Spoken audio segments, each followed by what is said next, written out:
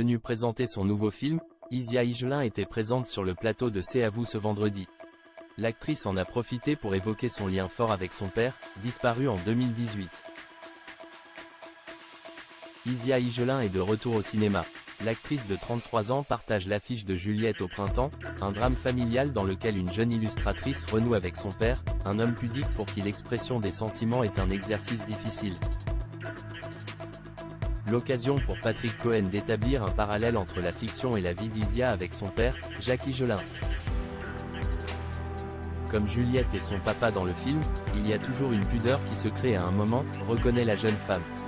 Puis d'ajouter: mon père m'a eu tard, il avait 50 ans.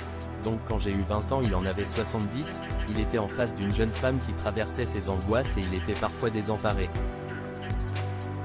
Une expérience personnelle qui a fortement inspiré Isia Higelin pour le rôle. Je me suis beaucoup nourri de ça parce que c'était parfois des silences. J'ai beaucoup reconnu ça, mais je pense que ça va parler à beaucoup de gens, ajoute-t-elle. Si l'actrice reconnaît avoir parfois ressenti un décalage face à son père, une situation observée dans bien des familles, elle précise tout de même avoir eu un lien très fort avec ce dernier.